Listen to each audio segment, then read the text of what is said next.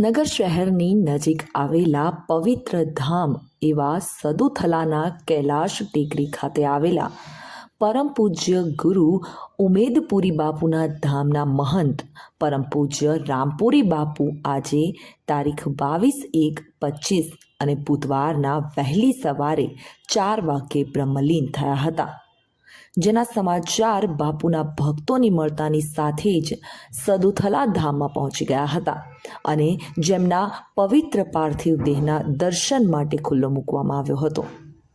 રામપુરી બાપુના પવિત્ર પાર્થિવ દેહના દર્શન કરવા માટે વિસનગર શહેર તથા આજુબાજુના વિસ્તારોમાંથી ભારે શ્રદ્ધા ધરાવતા ભક્તો મોટી સંખ્યામાં ગુરુ ઉમેદપુરી બાપુની ધૂન બોલાવી હતી, જેમાં કૈલાશ ટેકરી ખાતેથી તેમના પવિત્ર પાર્થિવ દેહને ભક્તોના દર્શન માટે સદુથલા ગામમાં શોભાયાત્રા પણ કાઢવામાં આવી હતી, જેમાં મોટી સંખ્યામાં ભક્તો ઉમટી પડ્યા હતા. સદુથલા ધામે સમગ્ર ગુજરાતમાં પાટીદાર સમાજ સહિત તમામ શિવ ભક્તો અને ગુરુ ભક્તો માટે આસ્થા અને શ્રદ્ધાનું ધામ ગણાય છે, જેના કારણે સૌ ભક્તોના પ્રિય એવા પરમ પૂજ્ય મહંત રામપુરી બાપુની સમાધિ આપવામાં આવી હતી. ત્યારે ભક્તો ચોધાર આંસુએ રડી પડ્યા હતા. તેમના પવિત્ર પાર્થિવ દેહને સમાધિ આપવામાં આવી ત્યારે ઉપસ્થિત સૌ સંતો, મહંતો, ભક્તો દ્વારા રામધૂન બોલાવી અને આ અંગે માહિતી આપી હતી. ઉમેદપુરી ગુરુ મહારાજ કી જય. કૈલાશ ટેકરી પર બિરાજમાન સંતો મહંતોને નમસ્કાર કરી પરમ પૂજ્ય મહંત શ્રી પ્રયાગપુરી મહારાજના આદેશથી એમના શિષ્ય અને વર્ષોથી લગભગ 40-42 1983ની અંદર એ રામપુરી મહારાજને સુજાનપુરથી પરમ પૂજ્ય મહંત શ્રી પ્રયાગપુરી મહારાજ અહીંયા આપણા કૈલાશ ટેકરી ઉપર લાવ્યા. મૂળ વતન એમનું ખેડા, પણ નાનપણથી જ એમને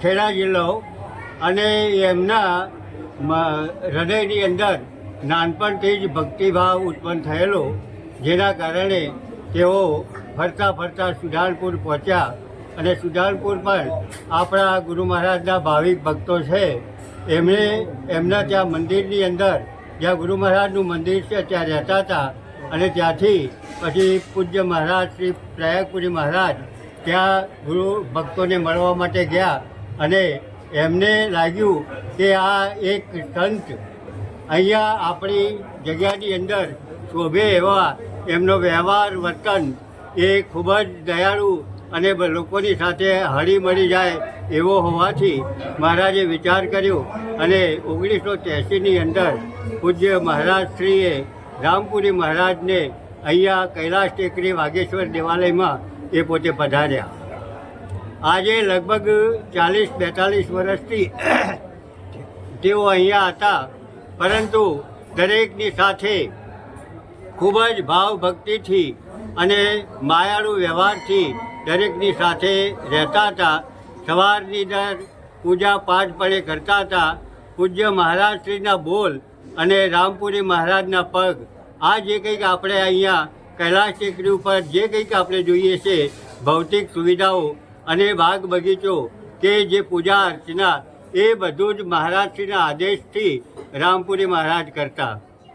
એ નાનપણથી જ ભક્તિભાવ હોવાના કારણે સવારમાં વહેલા ઉઠી ગુરુ મહારાજની સેવા પૂજા કરી અને જે કંઈક અહીંયા હોય એમને જે કંઈક સંતો પધાર્યા હોય એમને પણ એમના માટે પણ ભોજન વ્યવસ્થા એ પોતે કરતા હતા.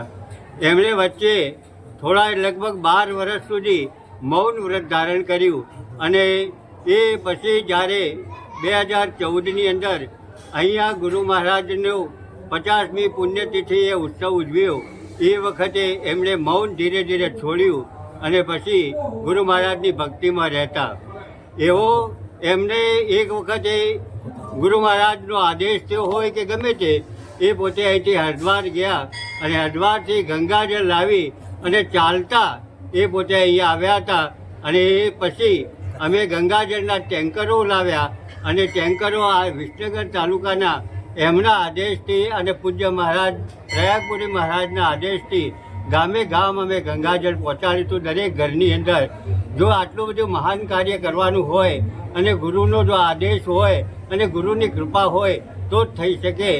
આ રામપુરી મહારાજ ખરેખર એક સાચા સંત હતા અને એમણે એમનું જીવન જે રીતે અહીંયા વ્યતીત કર્યું, બધાની સાથે સુમેળ ભર્યું.